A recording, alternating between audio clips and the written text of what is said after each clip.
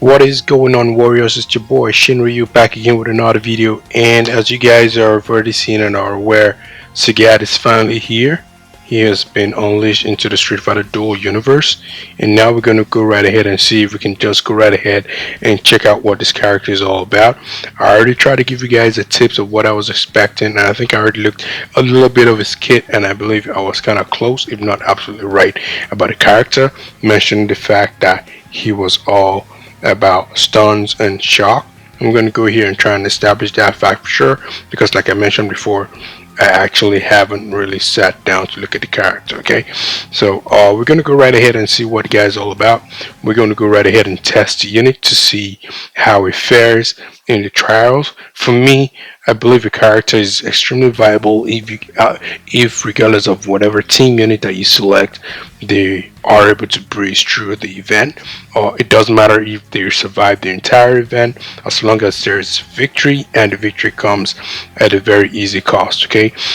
However, if you realize you're doing a lot of fiddling with pretty much trying to select who's the best unit to pair with your character, then that's when you have to first of all strike them out as an S plus unit for starters, because for example, for me, if you want to be considered as an S plus unit, you're viable with every unit. When I mean at least like in a four that can actually complete a combo, you're viable. Because I don't want to say viable every unit, because you need to make sure that there is a character that can actually initiate a combo 1, a character that can actually initiate a combo 2, and a character that can actually initiate a C3 as well. As you guys know, there are several characters that are 1-2s, some 2-3s, and some 1-3s. You can have all 1-3s that all miss a number and expect the combo to go smoothly. That being said, once all that category has actually been fulfilled, and you are still able to be compatible with such units around you without having to do much fiddling, like Bison, like Ivoryu right now, it is pretty much going to be considered wrap. And Ivoryu, like I said before, Ivoryu is the first unit, in my opinion, since Bison, that I found to be viable at S plus. Okay, even S, I tried using an S for a little bit, and you have to consider the fact that Ivoryu is being used, obviously, by the time you have Ivoryu, if you've been grinding for a long period, he's pretty much being used where the opponents are supposed to be at a higher level right now, meaning that it's supposed to even be difficult to tackle, but he's been very viable in my opinion. Okay, the other thing I also want to mention as well about the character Ivoryu, just say it out there, is those who actually start from scratch. If you have to get Ivoryu, you're going to be breezing through your stages quite easily. It's going to give you the same feel that you have a Bison, and of course you have pretty much the added advantage of spending your resources on him, because you're going to be accumulating as much as most of the existing characters have, except from those that you missed out on in events, which, to be honest, they're quite significant, but are not significant enough to actually put you way back. Okay, so now let's go right ahead and focus on the main character for today's discussion, and that is going to be Sagat. Okay, Sagat, you guys know, one of the many rivals of Ryu, and of course a beast in his own right. Okay, so now let's take a look at the first combo, the one you use to initiate the attack. Okay, and it says strike a target 5 times, dealing damage equal to 685% of attack, then gain 40% effect accuracy for 15 seconds. Stacks up to 3 times. Okay, remember what I always say before, whenever I try to look at all these kits, I try to see if there's actually a key statement, like a key line here, like in the last case of Ivoryu, it was Satsu no Iki. Over here, I'm trying to see if there's anything that is supposed to be here. The word here looks like it's Imperator. Okay, alright, so let's keep going here. It says when you get a level 2, which typically you will, because as soon as you get Sagat, you're probably going to just add him to your limit break, unless you haven't gotten a slot for him, or unless you haven't gotten far enough where you actually are over. You have your 4 characters across the board, on high levels. Then it probably wouldn't count, but most likely you will fall in this category. Okay, so the last 3 strikes have a 10% base chance to stun the target for 3 seconds. And here's what I said as well. Like I said, he's a pretty much stun character. Of course, this says 10%, but it mentions it as 3 strikes. Okay, meaning if you hit the first strike, we're talking about a 10% chance to hit. If that fails, you still have 2 more chances to have that 10% strike to succeed. 10% obviously isn't super much, but obviously you don't want him to be broken. You don't want to be stunning every time you're kicking, right? So kind of like when you're playing the actual Street Fighter games and then you beat the opponent well enough for him to get dazed or stunned, it's not going to be every hit that's going to cause it. One eventually it's probably going to hit it. So critical chance, and like you guys see as well, it looks like this effect accuracy is going to be a thing for him. Okay, 3 seconds stun, yeah. And then second it says if in Imperator, so if it's Imperator status, the first 2 strikes have a 15% base chance to inflict stun for 3 seconds. So now he's going to try and stun you on those 5 attempts that's going to hit you. First 2 are going to have a higher chance of getting you stunned than the later 3. Okay, and what that means is that the likelihood of your character being stunned on that move is probably going to occur more frequently than not. It's going to kind of like have that effect like what Charm does, where you're going to try it most of the time. You're probably going to see the character that you're charming on your side, or the time just going to hit and do nothing. So we're going to look at it that way as well. Okay, now the base chance is affected by effect accuracy and effect resist. Imperator takes 75%. So once in Imperator status, they say take 75% less damage and gain super armor for 5 seconds. Then receive 40% HP when the effect ends. Cannot be dispelled. Okay, so now super armor cannot be dispelled. But there's one thing I actually want to confirm here. Okay, obviously you want to make sure that you want to see how viable it is. Now Evil Ryu has a move, I believe it's the Shuriken, that ignores certain moves, and I believe what it ignores is any shields and damage immunity. So now, would super armor be considered a shield? So probably would be. Now that doesn't make it seem like as if this move is all of a sudden redundant, right? Because what it's saying here is for Evil Ryu, he's going to probably ignore it when you have it, but for other characters, but it's not going to dispel. It's not going to be like, because it's ignoring it, then your super armor kind of like disappears. It's just going to be there, so whenever you're adding coming from your other characters, he's still pretty much getting that 75% protection from that. So that's actually absolutely amazing. That kind of gives him a bit of a tank viability in that he can get this. Okay, and yeah, I actually didn't even look. He's a balanced character, so yeah, kind of makes a lot of sense, right? You can use him as a tank, use him as a attacker. So, and like I said, I suspected that was going to be what it was going to be like. So pretty good moves to start up with. Obviously, as you guys know, I try, whenever I look at these units, I try to see how they're going to pair up with whoever is going to be a priority in my cast. In this case, Evil Ryu. I think it's only tough to put Sagat and use this first move, which is going to be very, very efficient.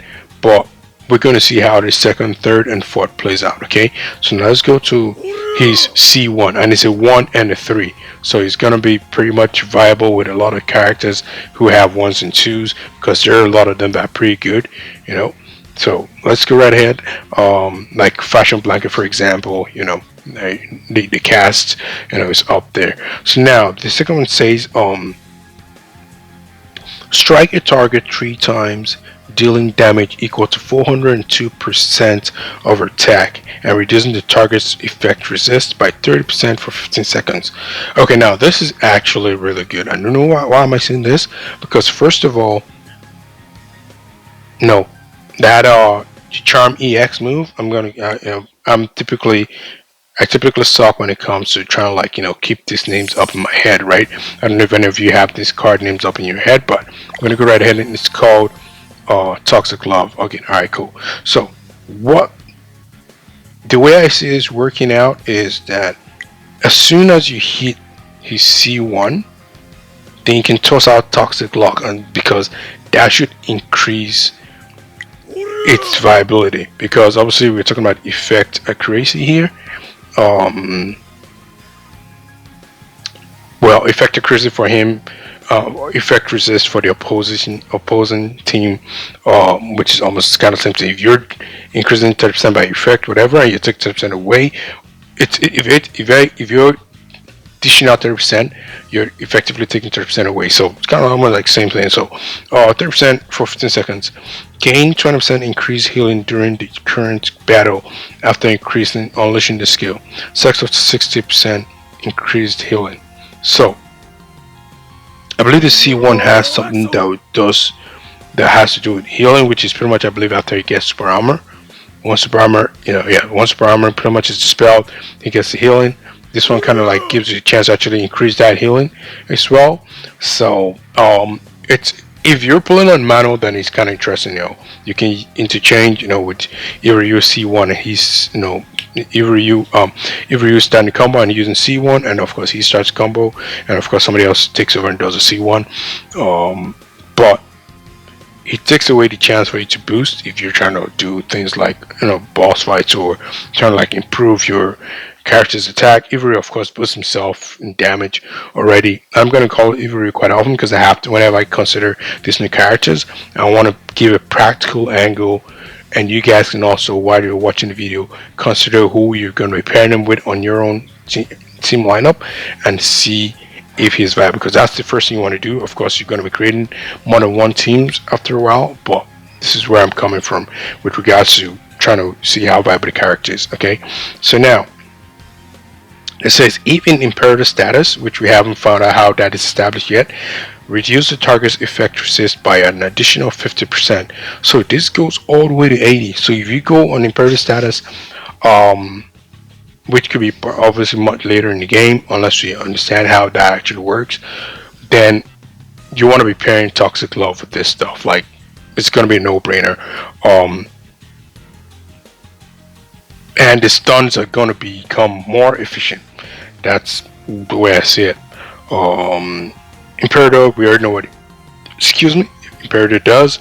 We're going to go over the feature, and then we're going to look at what the passive does. Typically we start with the passive, but let's just see what all these moves are so we can understand the passive eventually.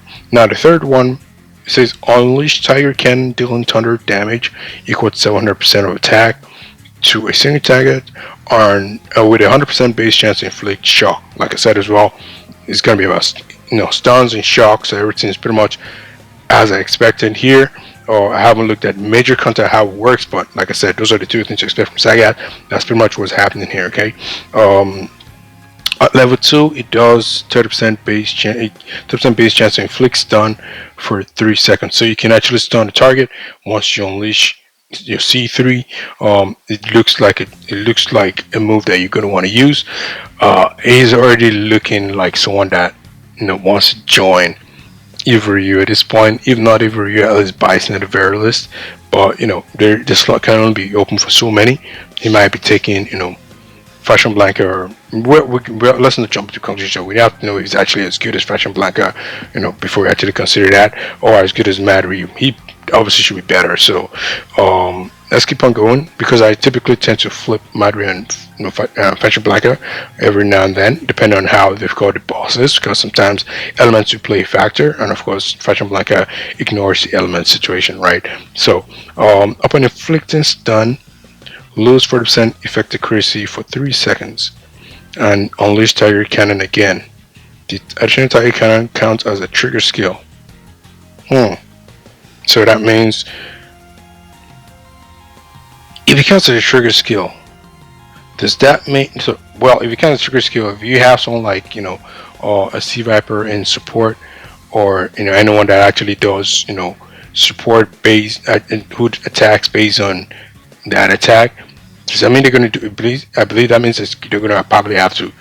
They're probably going to attack twice, and if not that, I'm wondering if if that's the case, if you pair him with Evil Ryu, if it does it twice, I mean Evil Ryu also gets to do his super twice again.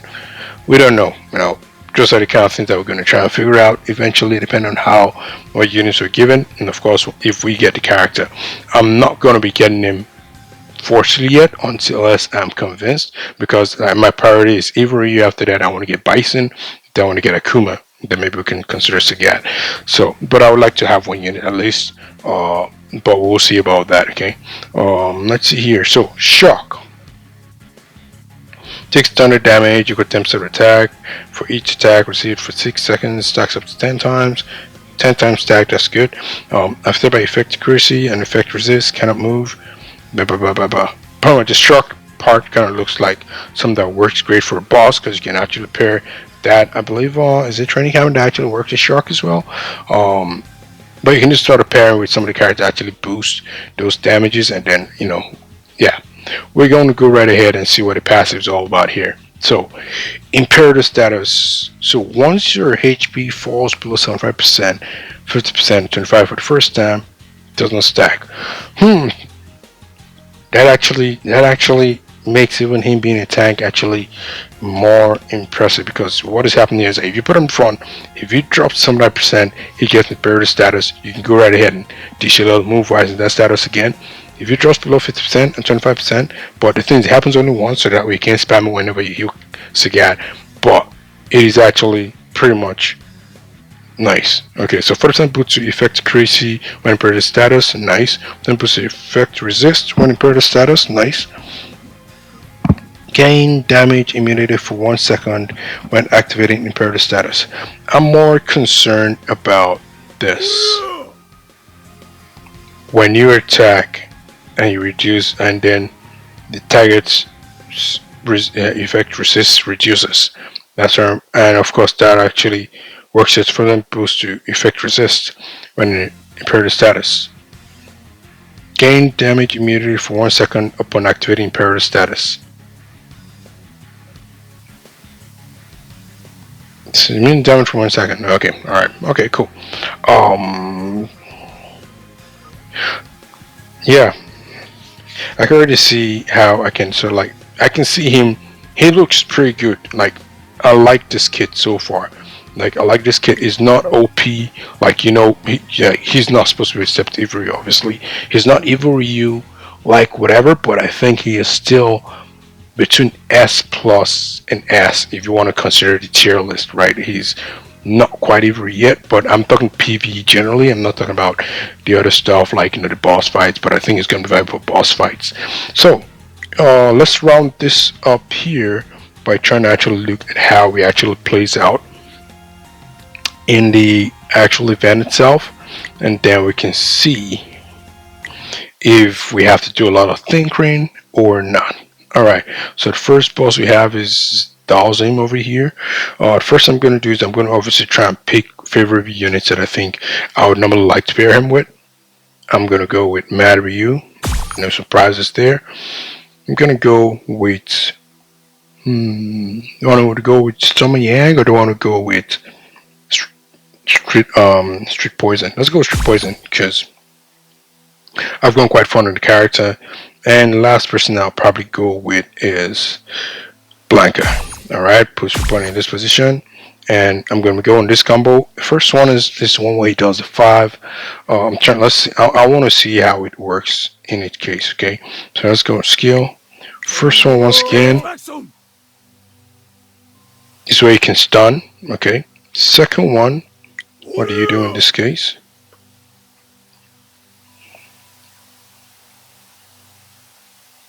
Effect resist. Alright, so stun and effect resist. Obviously we're not going to have access to EX move, so I'm not going to put over the second move. I'm going to look at it this way with Sagat starting the combo. Obviously we're going to be letting Street Poison take over. We're going to let Blanca do his, and then we're going to let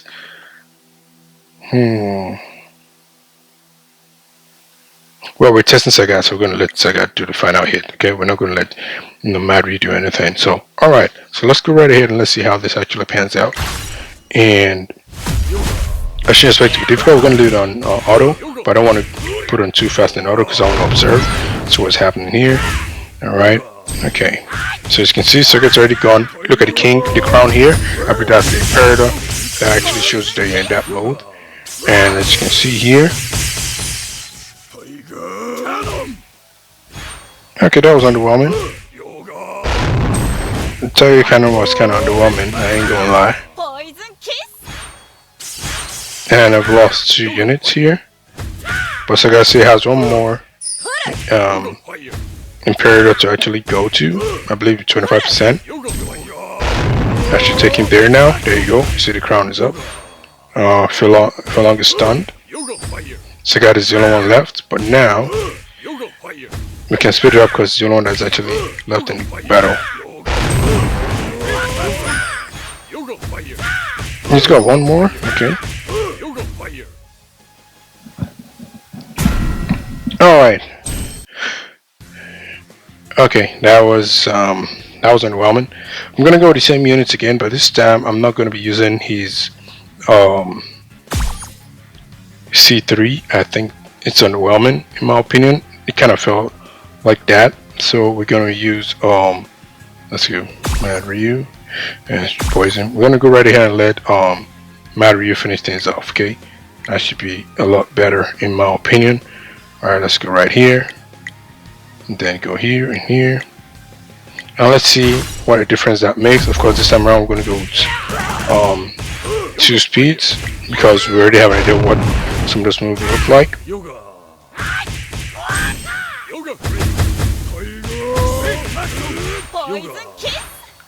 He's not being an effective tank, but of course, Imperator gets him his health back. But what happens if we get that major damage and get everything cut off?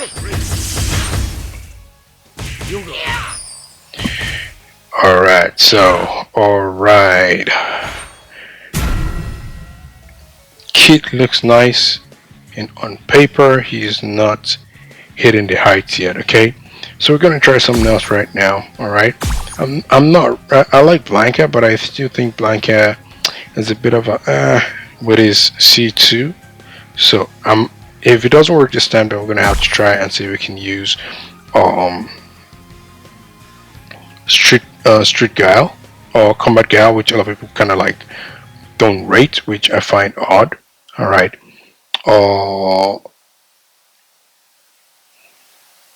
Yeah, so I'm gonna go right here and let Ryu take over this time around. That means Sagat's gonna be going ahead to do a second.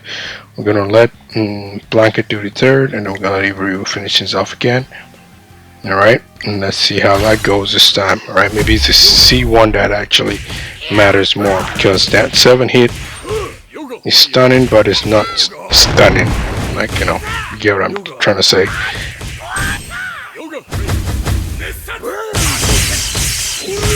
Let's get us up to S4.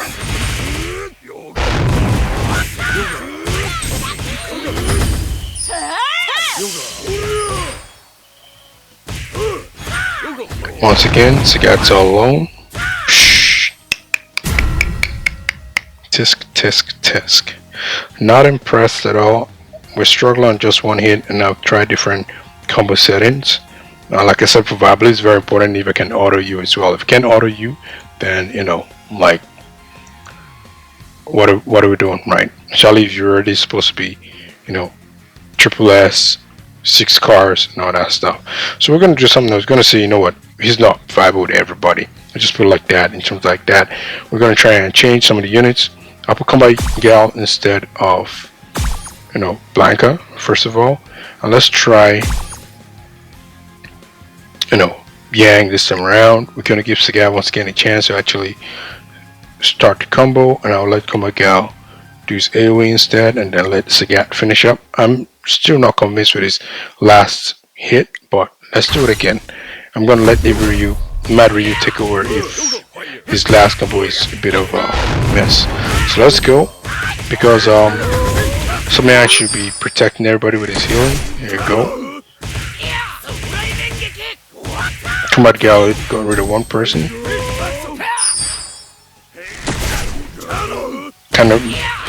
Combat Gal is stunned again. In my opinion, I'm gonna say like I've seen a lot of the tier lists and they put Komagal on bees and all that stuff, and it's kind of like influenced me to like focus more on Blanca. But I think Komagal is a much better character than Blanca in my opinion. Um, because we just dealt with Blanca right now, it's supposed to be all cars and everything, and it still struggles. Uh, Probably struggles because maybe it's about the shock. The C1 is one that's supposed to be the one that's going to be the better move. I'm just gonna go right ahead and let's go and try one more time. See what kind of characters he can be paired with this time around. Let's go with Jen. Go with Button. You have to admit that the first round was won in spite of him and not because of him. That kind of like drops him off the S plus for now. He's definitely at S at most, in my opinion. He's giving me Vega vibes, but let's see. I'm going to do one more simulation here, win or lose, and then we're going to have a final take. I'm going to go right ahead and let's get this combo sorted. Alright, and I think this is good enough. Now let's see Viper. I'm more confident to see Viper's final because, like I said, Sagat wasn't doing nothing. I think it's just hard to remove the effect.